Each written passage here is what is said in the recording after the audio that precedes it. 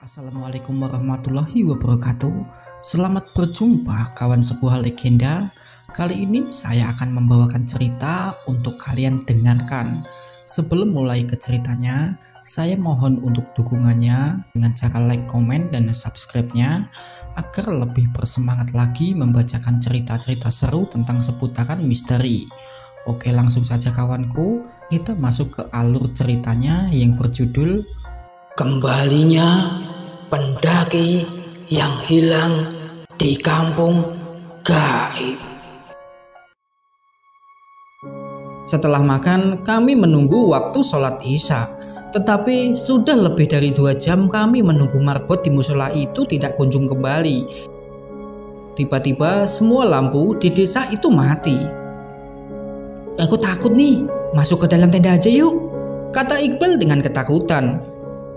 Ayo kita masuk saja, di sini juga dingin. Rido dan Panji kemudian membangun tenda dan kami langsung masuk ke dalam tenda untuk tidur. Kami semua tertidur lelap. Kemudian aku tiba-tiba kebelet kencing. Aku membangunkan Daniel untuk menemaniku ke toilet di musola. Nil, bangun Nil. Nil, bangun temenin aku kencing dong. Kamu ini ajakin Iqbal aja noh. Aku masih ngantuk. Aku kemudian menggerakkan tubuh Iqbal untuk membangunkannya, tetapi dia tidak mau bangun. Akhirnya aku keluar sendirian. Aku membuka pintu tenda dan mengeluarkan kepala untuk melihat area sekitar. Di luar benar-benar terlihat sunyi. Aku kemudian memberanikan diri untuk keluar sendiri. Aku berjalan tanpa sepatu menuju toilet masjid yang ada di sebelah kiri bangunan masjid itu. Tiba-tiba ada suara kakek tua yang menyeramkan memanggil namaku. Nak, kesini nak. Kata itu datang dari arah belakang musola. Tidak berpikir panjang, aku langsung berlari masuk ke dalam tenda. Tidak peduli apakah aku akan kencing di celana, intinya aku harus masuk ke dalam tenda. Setelah masuk, aku langsung menutup pintu tenda. Kemudian langsung memakai sleeping bag, terasa badanku bergetar ketakutan. Daniel langsung berada di sampingku terbangun. Ron, kamu kenapa Ron? Katanya sambil memegang bahuku. Ada kakek-kakek itu datang lagi. Nil, sebaiknya kamu jangan keluar dulu dah. Kita tidur saja. Di saat itu aku berharap pagi segera datang karena sudah tidak kuat dan takut terhadap keadaan yang ada di kampung ini. Akhirnya aku pun tertidur dan tiba-tiba aku terbangun sudah pagi hari. Aku melihat Daniel dan Iqbal sudah tidak ada di dalam tenda. Kemudian aku keluar dari tenda dan melihat mereka berempat sedang membuat makanan. Kopi lu sudah gue bikinin nih. Tiba-tiba Rido menyodorkan segelas kopi hangat kepadaku. Ron, lu tidurnya nyenyak banget Ron, sampai aku gak tega bangunin kamu, ucap Iqbal. Iya nih, aku juga gak sadar kalau kalian juga sudah keluar dari tenda, saking nyenyaknya aku. Ron, kata Daniel, kamu tadi malam ketakutan ya Ron? Emang ada apa sih? Sudahlah, jangan dibahas, ntar aja lah. Aku lebih memilih untuk tidak menceritakan hal yang terjadi semalam pada mereka semua. Setelah makanannya siap, kami kemudian sarapan pagi di halaman musola itu. Daniel, aku minta rokokmu lah. Punyaku sudah habis nih, kata Panji kepada Daniel. Sehabis sarapan memang paling enak buat merokok. Nih, kamu bisanya minta doang. Ya sudah, nanti aku beli. Kalau ketemu warung, aku beli deh. Memangnya kamu berani belanja di kampung ini, Panji? Lah, memangnya kenapa aku gak berani? Apa yang salah? Kita kan mau beli, bukan mencuri. Di kampung ini semua orang aneh, Cuk. Apa kamu gak lihat tuh? Alah, gak peduli aku. Intinya di kampung ini ceweknya cantik-cantik, cuy. Sudahlah. Kamu jangan pikirin itu lagi. Ayo cepat beresin peralatan makannya. Kita harus cepat-cepat keluar dari desa ini. Kami kemudian membereskan peralatan makan dan melipat tenda. Setelah itu kami langsung keluar dari halaman musola. "Jadi kita akan pergi kemana nih?" ucap Daniel. Kita tanya bapak yang kemarin aja, Nil. Kamu masih ingat gak rumahnya, Nil? Iya, masih. Kami kemudian berjalan menuju jalan tempat kami bertanya kepada bapak-bapak yang kemarin. Betapa terkejutnya kami. Kami melihat bapak-bapak yang kemarin masih melakukan kegiatan yang sama persis yang dilakukan dia kemarin. Hal itu membuat aku langsung mengurungkan niat untuk bertanya kepada bapak-bapak itu. Nil, udah jalan aja yuk. Jangan bertanya di sini, kataku dengan ekspresi takut. Lah, memang kenapa, Ron? Mang, kamu gak lihat tuh tingkah bapak-bapak itu dari kemarin kayak gitu-gitu terus?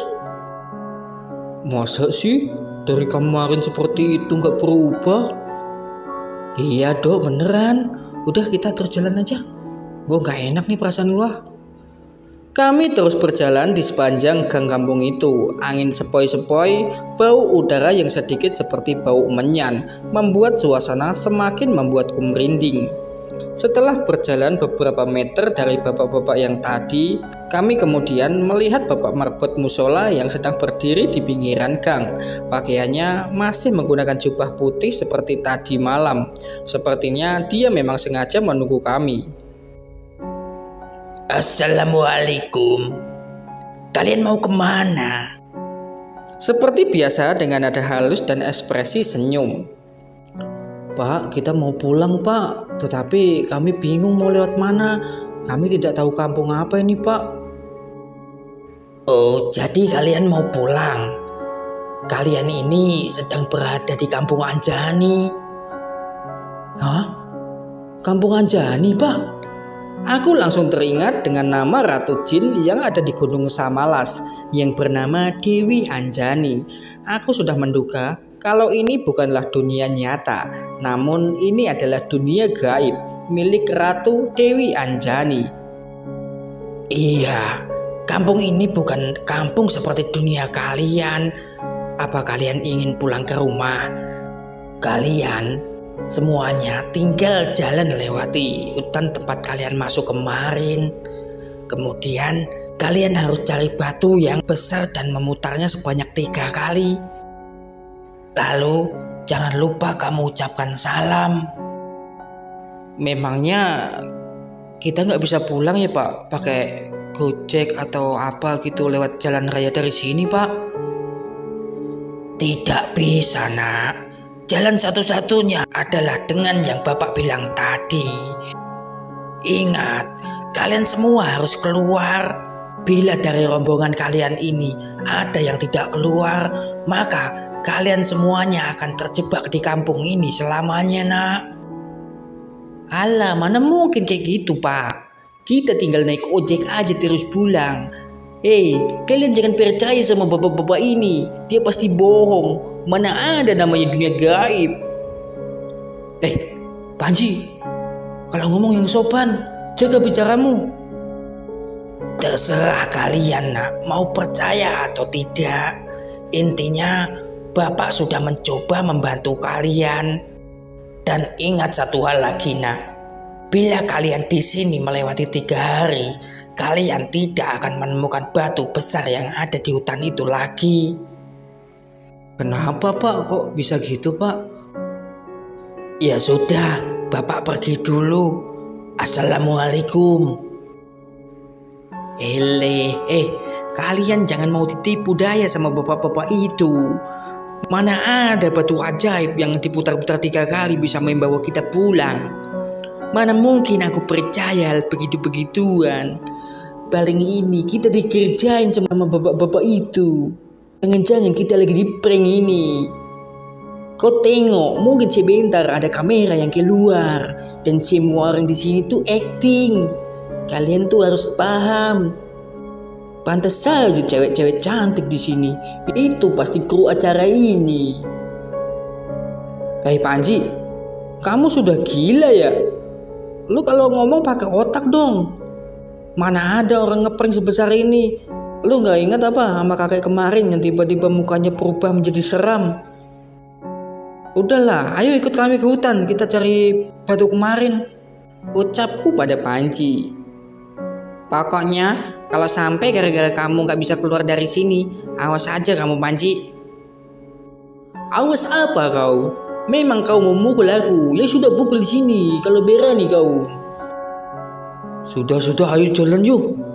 Aku menarik tangan Panji agar mau jalan, tetapi katanya dia akan berjalan di belakang Iqbal. Kami terus lurus sampai kami tiba di rumah pertama di ujung desa. Kemudian kami berjalan lagi sampai bertemu area persawahan. Kami berjalan di pematang sawah dengan berhati-hati. Kami pun sampai di pinggiran hutan yang kemarin. Kemudian kami berhenti sejenak untuk minum air putih karena haus. Kami pun tidak sadar sama sekali kalau ternyata Panji tidak ada di belakang kita. Bal, Panji kemana Bal? Tadi kan ada di belakangmu. Lah iya, tadi ada di belakangku. Lah tiba-tiba kok nggak ada. Kemana bocah? Emang ngasuk tuh bocah. Kemana si Panji tuh nyusahin kita aja dari kemarin? Dia pasti berencana untuk pergi merayu cewek-cewek dan menunggu kita di parkiran motor sesuai rencananya. Jadi gimana nih? Kalau kita tidak keluar dengan lengkap dari kampung ini, kita tidak akan bisa keluar. Apa kita tinggalin aja tuh si Panji di sini? Aku juga sebenarnya nggak terlalu percaya sama bapak-bapak itu. Coba kita ikutin jalan aja yuk ke sini. Ya udah sih, apa salahnya kita coba? Terutama kita cari batu besar yang kemarin sebagai patokan. Ya udah deh, ayo. Kami berempat kemudian melanjutkan perjalanan dan meninggalkan Panji. Kami lurus dengan mengingat jalan yang kami lewati kemarin. Sudah 2 jam kami berjalan namun tidak kunjung menemukan jalur pendakian itu. Rasanya kami berjalan sudah cukup jauh sekali sampai kami pun kelelahan. Sepertinya memang benar kami tidak bisa keluar dari hutan ini karena satu rombongan kita tidak ikut pulang. Bagaimana ini? Kita tidak menemukan jalur pendakian itu. Rasanya kita sudah sering melewati pohon-pohon ini. Apa kamu nggak sadar ya? Sepertinya kita sudah melewati beberapa kali. Nih coba lihat nih pohon mahoni ini. Tadi kan kita sudah lewat. Kenapa kita ngelewatin lagi? Iya ya, kok bisa ya? Sepertinya benar kata Bapak Marbot itu ya. Kita memang terjebak di sini. Tuh kan, kita harus cari Panji nih. Bisa keluar dari sini, ucap Iqbal sambil ketakutan.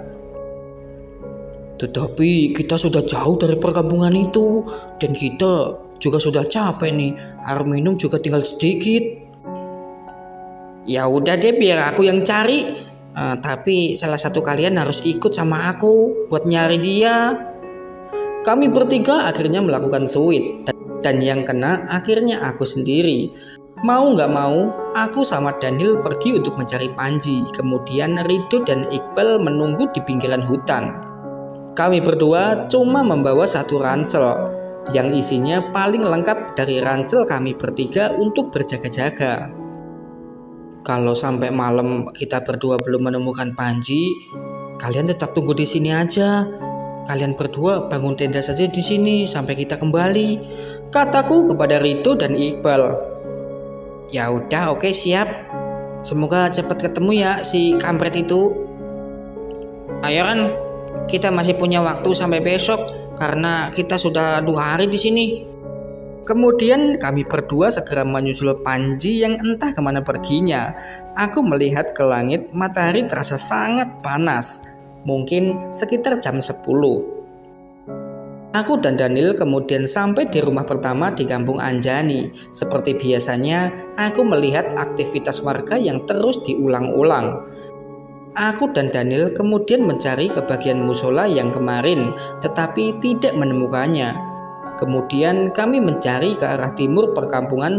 Tak lama kemudian, kami kembali menemukan musola yang tadi. Kami berhenti di depan musola. Ini bukannya musola yang tadi ya? Kok bisa ada di sini sih? Iya Nil, mungkin bangun musola ini kembar kali, makanya sama persis. Oh iya kali, jalan lagi yuk. Kami kembali melanjutkan perjalanan dengan sesekali berlari kecil. Tak lama kemudian kami kembali menemukan musola yang sama. Dari sini kami mulai sadar kalau ternyata kita juga melakukan hal yang berulang-ulang sama seperti masyarakat di kampung ini lakukan. Nil, sepertinya kita memang jalan muter-muter aja di kampung ini. Kampung ini juga nggak ada ujungnya Nil, kataku kepada Daniel. Iya, sepertinya memang pintu masuk kampung itu cuma di area persawahan itu kali ya. Jadi gimana nih Nil? Kita harus mencari Panji kalau udah begini. Di hari itu tiba-tiba cuaca menjadi mendung dengan suara gemuruh di langit. Angin yang dingin terasa berhembus menerpa wajah kami dengan bau menyan yang khas. Hujan kemudian turun membasahi tanah yang tadinya kering. Kami berdua kemudian akhirnya berteduh di teras musola itu. Tiba-tiba dari dalam musola terdengar suara orang memanggil kami. Nah, sini masuk dulu ke dalam. Ternyata itu Bapak Marbot yang tadi. Kami kemudian masuk ke dalam musola itu dan duduk di depan Bapak Marbot yang sedang duduk juga. Nah, kenapa kalian belum pergi juga dari sini? Kalian memang tidak takut di sini? Atau kalian memang ingin tinggal di sini ya? Tidak Pak, kami sebenarnya akan pulang. Tapi kami sedang mencari kawan kami yang kembali tadi di kampung ini. Lah, kenapa kawan kalian ingin kembali ke kampung ini? Dia tidak percaya Pak dengan perkataan Bapak tadi dan berniat untuk pulang menggunakan ojek dari sini. Kalian tahu kan, kalau kampung ini bukan kampung nyata. Iya Pak, kami sudah tahu. Tiba-tiba bapak itu menyentuh dahi kami berdua dengan telunjuk jarinya. Seketika itu bapak itu menghilang dan musola yang tadinya bersih menjadi kotor, seram dan berdebu. Kami langsung keluar dari musola dan melihat kalau tidak ada hujan sama sekali, padahal tadi sedang hujan. Kami kemudian berjalan ke gang itu. Jalan gang itu sudah tidak terlihat seperti jalan, dan rumah-rumah warga yang tadinya bagus menjadi seperti rumah reot yang menyeramkan. Dan ternyata yang lebih menyeramkan lagi adalah orang-orang di kampung ini. Mereka berubah wujud. Ada yang berubah menjadi seekor kuda berkepala manusia. Aku melihat ibu-ibu yang tadinya sedang menyuapi anaknya makan seketika berubah menjadi makhluk seperti kera tetapi mempunyai sayap. Wajahnya memiliki tanduk yang keluar dari kedua pipinya. Matanya hijau. Anak-anak yang sedang bermain di halaman rumahnya berwujud seperti kadal berkepala manusia. Kami berdua merinding ketakutan. Kemudian kami berlari masuk ke dalam musola. Daniel di sana mau menangis saking takutnya melihat makhluk-makhluk itu. Dalam hati aku berpikir sepertinya kami akan terjebak di sini. Sepertinya ini memang alam jin dan makhluk-makhluk tadi itu adalah wujud dari jin. Aku mencoba berpikir tenang tapi malah membuatku semakin takut. Jangan-jangan kita akan terjebak di sini selamanya, Ron. Kata Daniel sambil menangis. Nil, jangan bilang gitu Nil. Sudahlah kamu jangan menangis. Kayak bocah aja lo. Kami duduk berdua di halaman musola dan bingung apa yang harus kami lakukan.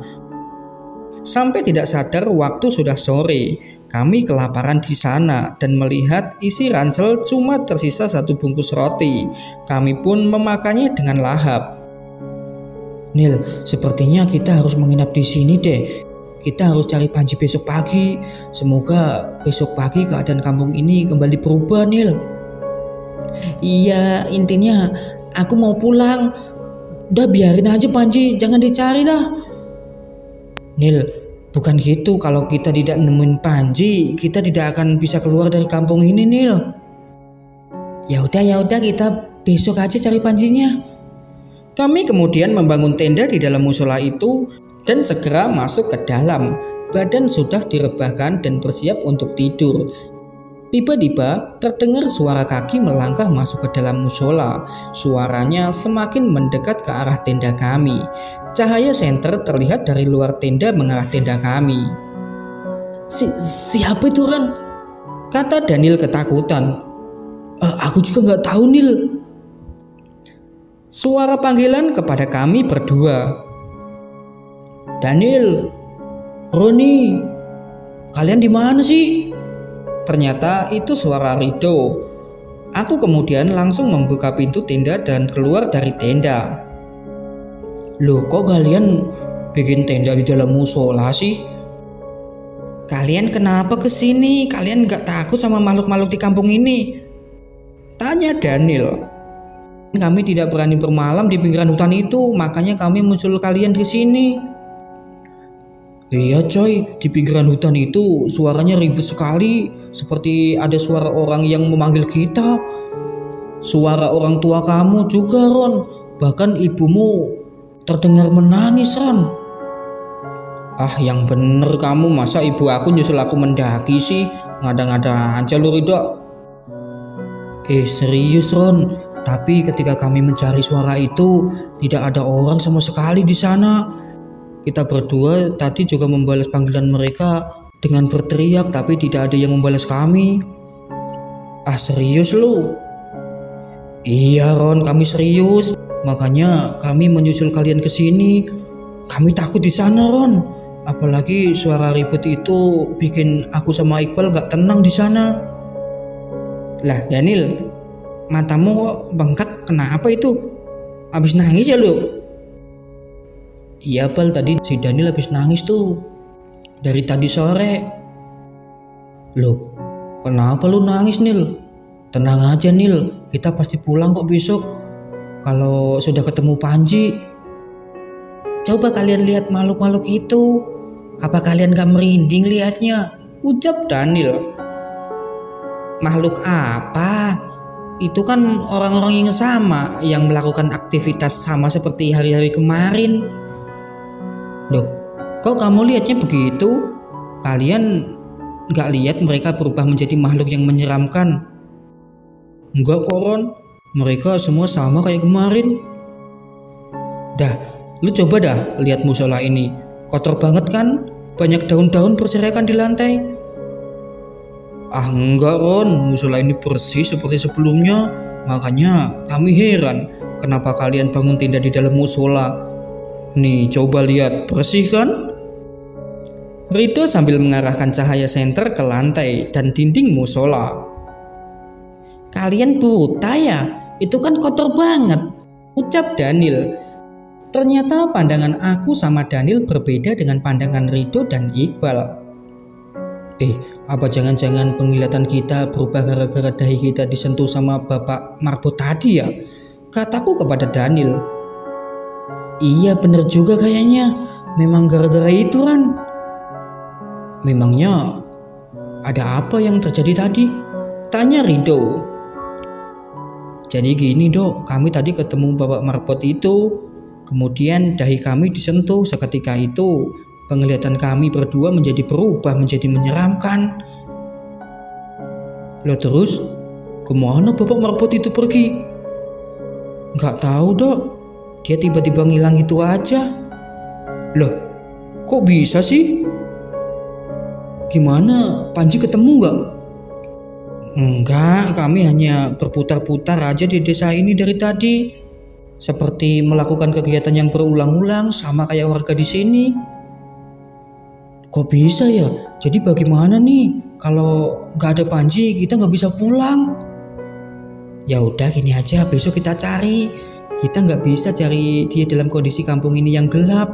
Apalagi penglihatan aku sama Daniel berbeda dari penglihatan kalian. Ya udahlah, kita tidur aja malam ini. Besok kita cari. Karena tenda satunya lagi ada di ransel Panji. Jadi kami berempat tidur dalam satu tenda yang sempit. Kami akan mencari Panji besok pagi agar kami bisa keluar dari kampung ini. Pagi hari aku terbangun dengan perut yang terasa lapar. Aku membuka mataku dan dihadapkan dengan muka Daniel yang tertidur dengan air liur yang keluar dari mulutnya. Aku kemudian langsung duduk dan kemudian membangunkan mereka semua. "Bal, bangun, sudah pagi, Bal." "Nil, bangun Nil, sudah pagi." Kemudian aku mengintip keluar tenda melalui jendela yang kecil. Keadaan di luar masih sama dengan semalam, musola yang kotor dan usang. Aku kemudian mengeluarkan ransel yang ada di dalam tenda. Segera aku keluarkan kompor untuk memasak. Aku cek satu persatu ransel, ternyata tidak ada yang tersisa air di botol. "Dok, bagaimana nih Dok? Air kita sudah habis. Coba kamu cek keran dah yang ada di tempat musola untuk wudhu, kali ada airnya." "Oke, ayo Bal, temannya aku bawa semua botolnya." Mereka berdua kemudian berjalan keluar untuk mengisi air, dan aku melanjutkan memanaskan minyak goreng untuk menggoreng kerupuk kering yang kami bawa dari rumah. Setelah beberapa saat mereka berdua kembali. Aku dan Daniel kaget karena bukannya air bersih yang ada di dalam botol, namun air yang keruh kekuningan seperti air kencing. "Dok, apa-apaan ini Dok? Kamu kok ngisi air got sih?" "Iya Dok, kamu jorok banget sih isi air got. Emang kita ayam gitu dikasih minum air kotor?" "Kalian berdua emang gak lihat apa? Ini kan air bersih dari musola itu, seperti air yang kemarin." "Ya elah, itu jelas air kotor keruh banget kayak gitu. Mata lo siwer kali ya?" "Keruh gimana sih Ron? Ini lihat nih." Aku terdiam sesaat. Mungkin ini memang seperti penglihatan aku dan Daniel sebelumnya. Semua yang aku lihat di kampung ini seram dan kotor. Aku langsung menjelaskan kepada mereka, dan baru mereka mengerti. Kemudian air mereka buang, dan aku lanjut memasak meskipun cuma menggoreng kerupuk. Setelah itu kami langsung membereskan tenda kembali untuk siap mencari Panji kembali. Aku langsung keluar sendiri untuk memastikan keadaan di luar. Ternyata keadaan di luar masih sama. Makhluk yang menyeramkan itu masih dengan aktivitas yang sama, tidak berubah sama sekali. Aku kemudian menjelaskan kepada Daniel kalau semua itu cuma ilusi saja. Mereka walaupun seram tidak akan menyakiti kita. Setelah meyakinkan Daniel, kami berempat kemudian keluar dari dalam musola itu. Kemudian kami berjalan ke gang dengan Rido sebagai pemimpin jalan. Kami terus mencari dari sudut ke sudut gang tanpa henti, berputar-putar kemudian balik lagi ke musola. Sampai siang kami berjalan tidak kunjung menemukan si Panji. Kami putus asa saat itu, sepertinya kami akan terjebak selamanya. Ditambah rasa lapar dan lelah yang membuat kami berpikir untuk menyerah, mencari Panji, dan akhirnya memutuskan untuk pergi ke batu yang ada di hutan itu tanpa Panji. Setelah berjalan beberapa jam, kami akhirnya sampai di pinggiran hutan. Kemudian kami memasuki hutan itu dan mulai untuk mencari batu besar yang dimaksud Bapak Marbot itu. Rasa haus tak tertahan membuat aku sedikit pusing. Tenggorokanku yang kering memaksaku untuk sesekali menelan ludah. Setelah sekitar 1 jam mencari, kami tiba-tiba melihat objek benda berwarna biru dari kejauhan. Kami berempat langsung menuju ke sana dan mendapati bahwa benda itu adalah ransel milik Panji. Segera kami berteriak memanggil Panji. Aku mengecek isi ransel itu, tapi masih utuh seperti biasa, dan aku menemukan air botol dan 2 bungkus roti yang masih tersisa di dalam tas itu. Kami langsung meminum air dan memakan roti itu karena haus dan lapar yang tak tertahankan. Setelah selesai makan dan minum, kami kemudian melanjutkan mencari Panji di area tempat kami menemukan ransel itu. Tak lama kemudian, kami mendengar suara minta tolong, tetapi hanya samar-samar.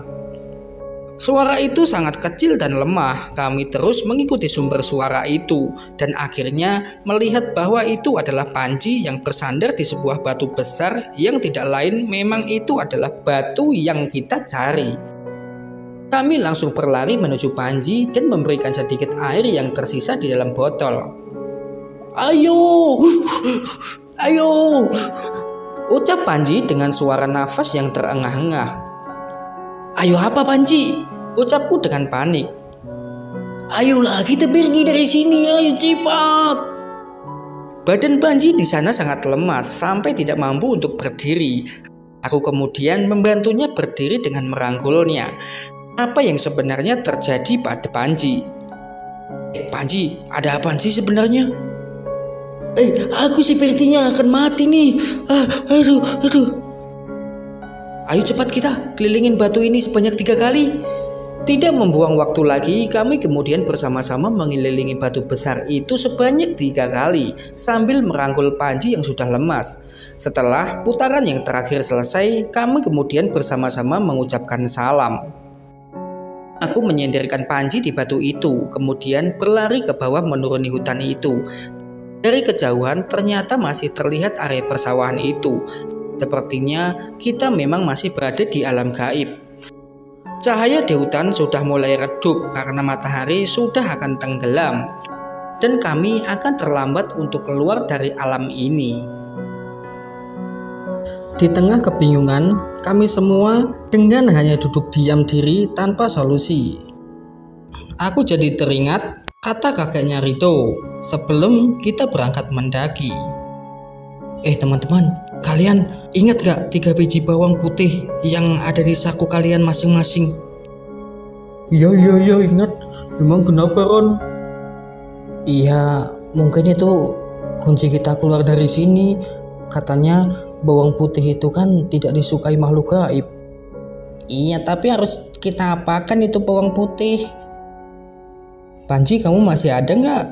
Rido kemudian meraba-raba saku celana Panji dan ternyata masih ada. Hari semakin gelap, sepertinya waktu maghrib telah tiba. Cahaya matahari sedikit demi sedikit mulai menghilang dari pandangan. Kami semua bingung harus apakan bawang putih ini. Kita makan aja yuk bawang putih ini, mungkin itu menjadi kunci kita bisa keluar dari sini, ucap Rido. Mang tahu dari mana lo, Dok? Ya kita coba aja, daripada kita bengong gak melakukan apa-apa, mendingan kita coba aja, Bal. Bener gak, Ron? Katanya sambil memandangku. Iya, Dok, bener juga sih. Daripada kita bingung kan, kita coba aja dulu, gak ada ruginya kan kita mencoba. Tapi emang bawang putih bisa dimakan mentah, bukannya rasanya gak enak ya? Ucap Daniel. Iya, memang sih rasanya tidak enak. Harus tahan, bro, mungkin ini harapan kita terakhir. Kemudian kami bersama-sama memakan satu putih dulu dan rasanya memang aneh, bikin kami semua mual. Panji juga kami paksa untuk mengunyahnya meskipun dia tidak mau. Kami tetap paksa untuk menelannya. Setelah bawang putih pertama sudah kami makan, kemudian kami makan bawang putih yang kedua serta yang ketiga. Kami rasa sudah tidak sanggup lagi untuk menelannya, tetapi dengan keyakinan kami bahwa ini adalah kunci kami pulang, kami semua akhirnya berhasil memakannya. Dan di saat itu, suhu yang tadinya merasa dingin tiba-tiba berubah menjadi hangat, dan daun-daun yang tadinya hijau di sekitar kami tiba-tiba menjadi kering. Kami semua dengan perlahan berjalan di hutan itu, mengarah ke atas melewati batu yang besar itu. Hari sudah gelap. Senter yang kami bawa masing-masing sudah kehabisan baterai. Kami hanya berjalan dengan mengandalkan harapan, mengandalkan keyakinan. Terasa duri-duri dari semak-semak belukar menusuk kaki kami. Panji yang hampir pingsan lemas kami rangkul dengan pelan. Mungkin kami berjalan sudah lebih dari 1 jam. Kami tidak menemukan tanda-tanda bekas jalur pendakian yang membuat harapan kita semua terkubur. Namun, yang membuat kami yakin, kami semua tidak terulang kembali memutari hutan ini, sama seperti sebelumnya ketika kita mencoba keluar. Pohon-pohon dan semak-semak yang kami lewati itu berbeda-beda, tidak ada yang sama seperti sebelumnya. Kami tetap berjalan dan akhirnya melihat cahaya dari kejauhan. Kami dengan penuh kegembiraan segera mendekati cahaya itu. Sekitar 10 meter, cahaya itu nampak seperti api unggun. Tiba-tiba dari arah itu juga terdengar suara orang tawa yang sedang bercanda. Dan nampaknya itu adalah beberapa tenda pendaki yang sedang ngecamp di sana. Kami seketika berteriak minta tolong karena Panji sudah akan pingsan.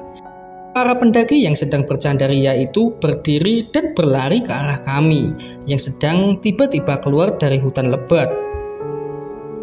"Tolong, tolong kami!" kataku berteriak. "Kalian kenapa?" Salah satu dari orang-orang itu bertanya kepada kami. Mungkin dia merupakan pemandu wisata yang sedang bersama tamu-tamunya. "Pak, tolong kami Pak, kami sudah 3 hari tersesat di hutan ini Pak." "Sudah 3 hari? Astaga. Sudah, kalian bawa temanmu yang sakit itu dulu ke tenda." "Baik Pak." Kami semua kemudian pergi ke tempat camp bapak itu. Kemudian kami langsung diberikan air, minum, dan makanan berupa roti. Kami sangat menikmati makanan itu sampai kenyang. Kemudian Panji disuruh istirahat di dalam tenda itu. Aku sama Rido membangun tenda dan memasukkan ransel. Kemudian kami langsung tidur karena sudah sangat kelelahan. Keesok paginya, aku terbangun karena suara ribut orang-orang tertawa di luar tenda. Aku kemudian melihat jam tanganku, ternyata jamnya udah kembali normal, menunjukkan pukul 7 waktu Indonesia Tengah. Aku kemudian mengeluarkan kepalaku dari tenda dan melihat bapak pemandu serta pendaki lainnya sedang memasak. Aku keluar dan langsung berinisiatif membantunya. "Pak, aku bantu masak boleh?" "Kamu sudah bangun. Kamu istirahat aja dulu sana." "Badan saya sudah pulih Pak, saya sudah bugar kembali nih." "Oh iya, kalau begitu kamu bantu saya mengiris sosis itu aja ya." Aku kemudian mengambil sosis yang di dalam kemasannya. Aku belum pernah melihat merek sosis seperti itu, tapi aku tidak terlalu mempedulikannya. Aku langsung membuka sosis itu dan mengirisnya. "Nama kamu siapa?" "Saya Roni Pak." "Lalu bagaimana ceritanya kalian kok bisa tersesat? Padahal ini kan jalur pendakian sudah banyak petunjuk." "Kami sudah 3 hari Pak melewati jalur yang dilarang. Kemudian kami mengejar ayam hutan dan sampai kami bertemu sebuah perkampungan dan tersesat di sana." "Bukannya di gunung ini tidak ada jalur yang dilarang ya? Semua jalur pendakian di sini kan resmi. Terus mana bisa ada perkampungan di tengah hutan ini? Kita sudah jauh dari gerbang pendakian loh." "Ini kan tempat camping kita jalur ilegal Pak.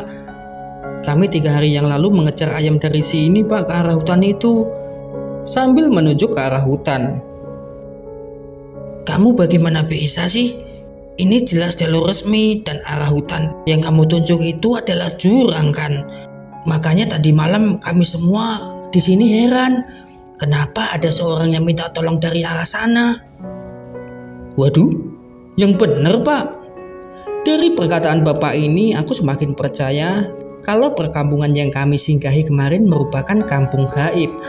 Aku di sini tidak mau menceritakan dulu kepada bapak ini kalau kami sebenarnya sudah masuk ke perkampungan gaib. "Kalau kamu masih belum percaya, coba kamu berjalan ke hutan arah kalian datang tadi malam itu." Kemudian Rido tiba-tiba keluar dari tenda dan duduk di sampingku. "Sudah bangun Dok?"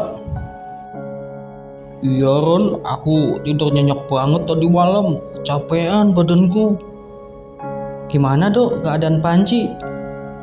"Aman Ron, sepertinya dia memang sangat kecapean juga. Dia masih tidur tuh, belum bangun." "Oh iya Pak, kenalin Pak, ini teman saya namanya Rido." "Oh iya, salam kenal ya Rido." "Dok, kata bapak ini dari arah kita datang tadi malam itu ternyata tebing curam Dok." Oh, masa yang bener kamu, Ron? Kalau kalian gak percaya, coba kalian berdua berjalan sekitar 100 meter ke sana. Pak, ini sosisnya sudah selesai dipotong. Kemudian aku dan Rido berdiri dan berjalan menuju hutan arah kami datang semalam. Dan betapa kagetnya kami berdua, ternyata memang benar di sana adalah tebing yang sangat curam. Padahal dari arah itu kami berjalan 1 jam lebih untuk berhasil mencapai tempat camp bapak pemandu itu. Dok, lihat dok, sepertinya memang benar dok. Kita kemarin selama 3 hari masuk ke alam gaib dok. Iya Ron, aku juga jadi merinding ini. Untung saja kita bisa keluar ya. Dok, ayo kita cepat-cepat pulang saja yuk. Aku sudah rindu rumah nih, aku takut kembali masuk ke dalam kampung itu lagi. Iya Ron, yuk kita pulang aja yuk. Dok, tapi baiknya kita jangan menceritakan kepada pemandu wisata itu dok. Memang kenapa Ron? Ya mereka pasti tidak akan percaya lah kalau kita sudah masuk ke perkampungan gaib. Dan kalau mereka percaya juga, mereka pasti akan ketakutan dok. Terus tidak ada yang berani mendaki lagi di gunung ini dok. Oh iya deh, aku gak akan menceritakannya. Tiba-tiba dari arah tebing itu terdengar suara panggilan. Kalian mau kemana? Suara sama persis kakek tua yang memanggilku ketika aku berada di musola itu. Kami berdua kemudian berhenti dan menoleh ke belakang, lalu melihat sebuah kepala kakek-kakek tua yang sangat seram sekali, sama seperti makhluk-makhluk yang menyeramkan di kampung itu. Rambutnya terurai panjang, memiliki tanduk seperti domba yang melingkar ke depan pipinya. Tetapi kami tidak melihat badannya, hanya kepalanya saja. Beraninya kalian keluar dari perkampungan ini. Ampun kek, kami tidak akan mengulanginya lagi kek, ampun. Kataku menjawab dengan nada ketakutan. Kakiku sudah bergetar. Rido yang ada di sampingku seketika langsung berlari meninggalkanku. Aku masih terdiam lihat kepala kakek-kakek itu. Tiba-tiba dia berdiri dan ternyata badannya itu adalah ular dan kepalanya itu manusia. Tanpa berpikir panjang, aku seketika langsung berlari.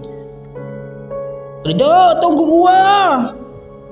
Kami berlari tempat camping itu. Mereka semua kaget karena berlari seperti habis dikejar setan. Kalian kenapa? Pak, ada makhluk jadi-jadian pak. Dok, jangan dok. Sambil menepuk pundak Rido. Enggak apa-apa kok pak. Enggak ada apa-apa. Sambil menahan raut wajah yang panik dengan wajah tersenyum. Kalian ini apa-apaan sih? Mana ada makhluk jadi-jadian di sini? Iya pak, mana ada pak. Nih si Rido aneh pak. Ron, kita balik aja yuk Ron. Dengan panik Rido langsung masuk ke dalam tenda dan membangunkan Panji, Daniel, dan Iqbal yang sedang tertidur. Kok kalian buru-buru banget ya? Ini makannya belum matang. Kenapa kalian seperti orang ketakutan tadi? Aku juga sudah merasa ketakutan. Panji tiba-tiba keluar dari tenda dan langsung menjawab perkataan pemandu itu. Aduh pak, kami kemarin masuk ke alam jin pak. Hah? Alam jin? Semua pendaki yang di sana terkejut mendengar Panji. Panji, apa-apaan sih kamu Panji? Mana pernah kita ke alam jin? Iya kan dok? Kamu yang kenapa Ron? Kita jelas-jelas kemarin tersesat selama 3 hari di alam jin itu. Yang benar kamu mas, aku jadi takut nih. Kita pulang saja yuk kalau begitu. Kita jangan melanjutkan pendakian ini. Kemudian kami semua sarapan pagi dan dilanjutkan dengan membongkar tenda masing-masing dan memasukkannya ke dalam ransel. Kami berjalan bersama-sama sampai kami tiba di pos 3 dan beristirahat di sana untuk makan siang. Kami langsung duduk dan meletakkan ransel masing-masing di tanah. Di sepanjang perjalanan tadi, kami banyak melewati para pendaki yang akan naik ke puncak gunung Samalas ini. Aku heran kenapa banyak pendaki yang naik, padahal pada saat kita naik kemarin sangat sepi karena sedang musim hujan. Aku juga ingat di pos 3 ini tempat kami ngecamp 3 hari yang lalu ketika aku melihat cahaya yang berwarna hijau pada saat malam itu. Aku melihat tanah di sana sangat kering seperti musim kemarau yang membuat aku masih bingung kenapa musim hujan cepat berlalu dan pohon-pohon di sekitar juga sudah gundul karena daunnya banyak-banyak yang gugur. Padahal 3 hari yang lalu sangat lebat sekali. Aku langsung membantu teman-teman yang lain masak. Di pos 3 itu banyak pendaki yang beristirahat di sana. Pakaian yang mereka pakai dan gaya-gaya rambut mereka sangat berbeda. Aku melihat baju-baju mereka tidak ada merek yang ku kenal. Kemudian ada yang aku lihat mengeluarkan kamera yang kelihatannya canggih. Padahal kamera itu sangatlah mahal. Hanya orang-orang kaya saja yang mampu membelinya. Dan yang membuatku kagum, aku melihat ada orang yang memakai HP yang layarnya besar dan kelihatan kamera di belakangnya ada 2. Aku belum pernah melihat HP seperti itu. Yang aku tahu, HP itu mempunyai 1 kamera di belakang dan 1 kamera di depan. Aku hanya penasaran melihatnya. Tiba-tiba di sampingku ada pendaki rombongan tamu Pak Pemandu juga mengeluarkan HP yang layarnya besar dan ada kamera di belakangnya ada 2 juga. Wah, aku baru pertama kali lihat HP kayak gitu, Mas. Itu HP baru ya, Mas? Ini kan HP keluaran lama, Mas. Harganya gak terlalu mahal, Mas. Cuman 2 juta ini. HP saya aja katanya sudah paling canggih. Ini saya beli 3 bulan yang lalu, Mas. Harganya 4 juta. Wah, itu HP jadul, Mas. Tapi memang sih dulu HP itu harganya mahal banget. Sekarang mah udah gak laku, Mas. HP kayak gitu udah gak dijual di toko, Mas.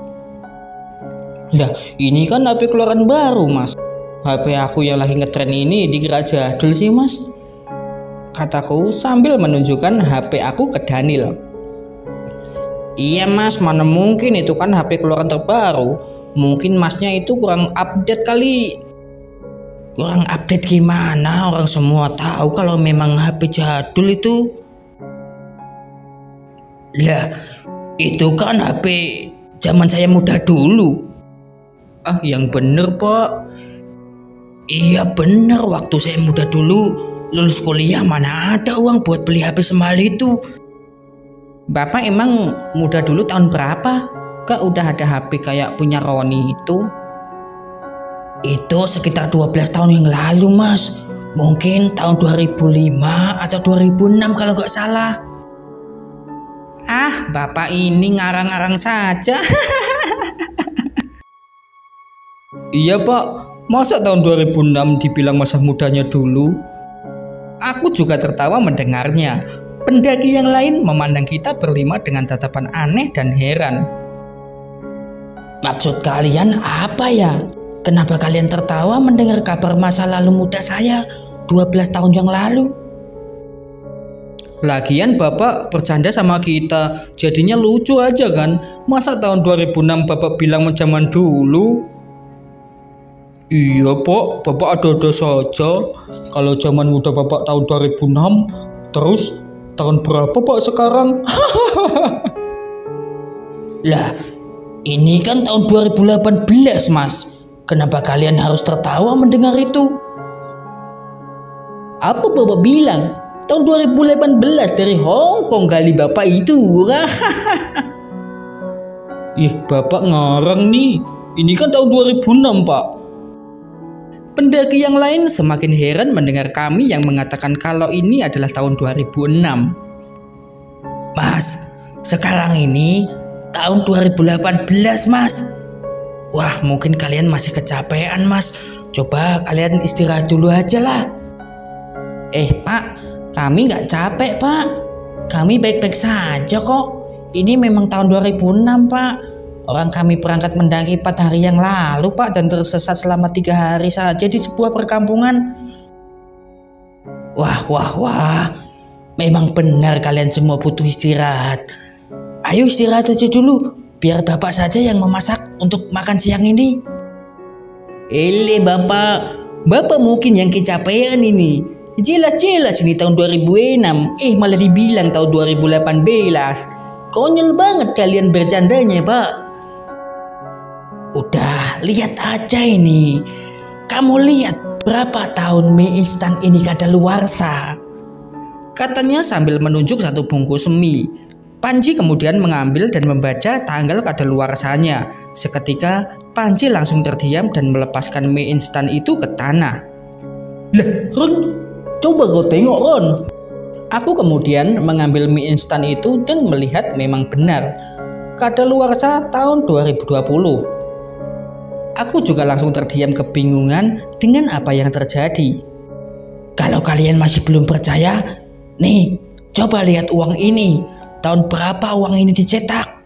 Sambil mengeluarkan dua jenis uang yang tidak pernah kami lihat sebelumnya. Aku melihat tahun berapa uang itu dicetak, ternyata tahun 2017. Lah, ini pasti uang palsu, Pak. Kok ada uang seperti itu sih? Ini uang baru. Ini uang resmi dari Indonesia, baru dikeluarkan tahun lalu, Mas. Bukan itu, Pak. Uang Indonesia tuh kayak gini, Pak. Daniel sambil mengeluarkan uang 10 ribuan keluaran tahun 2002. Lah, itu kan uang jadul. Sudah tidak laku sekarang, Mas. Kami semua semakin bingung dengan apa yang terjadi dengan orang-orang ini dan tahun berapa yang sebenarnya sekarang.